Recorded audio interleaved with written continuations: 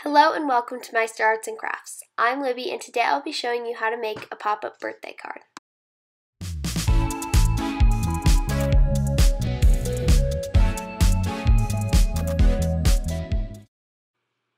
For my card today, I will be using some balloon stamps and I'm going to stamp those with Hero Arts Embossing and Watermark ink onto some Tim Holtz watercolor paper.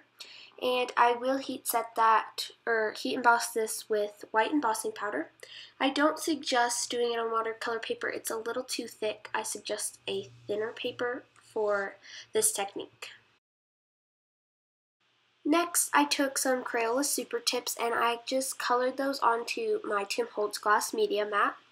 And then I just added water to them and I created a shadow with my dark color. And then I blended out the lighter color from the darker color, and I made sure to add a bunch of water. I really liked how this worked, but I also did one at the end, which you will see, that I just colored with the markers, and that one turned out really cool as well. And I actually suggest this one because the mechanism or the pop-up feature works a lot better this way.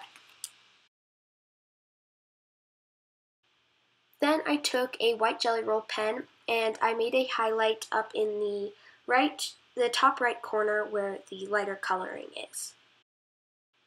Next, I took some Altenew dye inks in Just Green and Aqualicious to go with the colors I already had. And if you are interested in these inks or any of the products I used, they are linked below. And then I just took the little bow and the little tassel from the stamp set and also the little strings, and I stamped them with those colors. I did the green one with the blue ink and the blue one with the green ink for a little bit more contrast.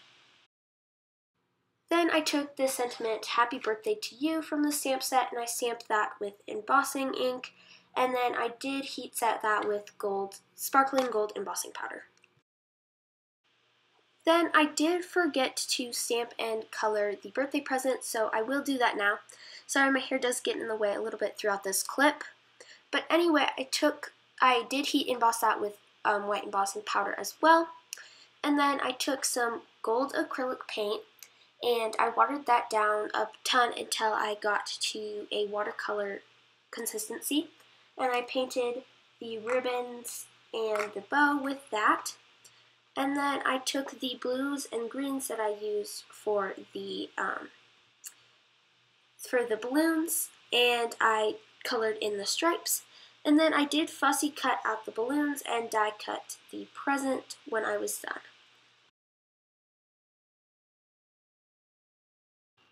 Then I assembled this and glued it all together, and then I scored it halfway down so that it would fit in the crease.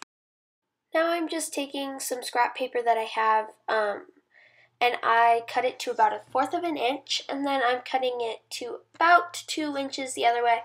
It doesn't matter a ton as long as it's not giant and it fits your die cut. And then I took some 1/4 of an inch score tape and I'm placing it onto both sides of the folded strips of paper.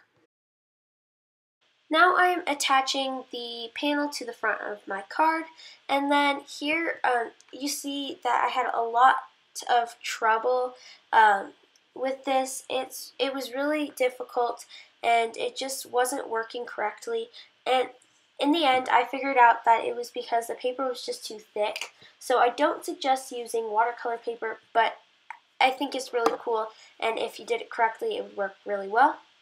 Anyway, you see me here, I have attached the 2 strips that I talked about earlier to the back of my die cut piece, and then I did test it before I did this again, but anyway, I took the other end of the strips and I placed that on the card base, and I made sure to line up the crease in my die cut with the crease in the card, and then I just folded it and make sure it worked really well.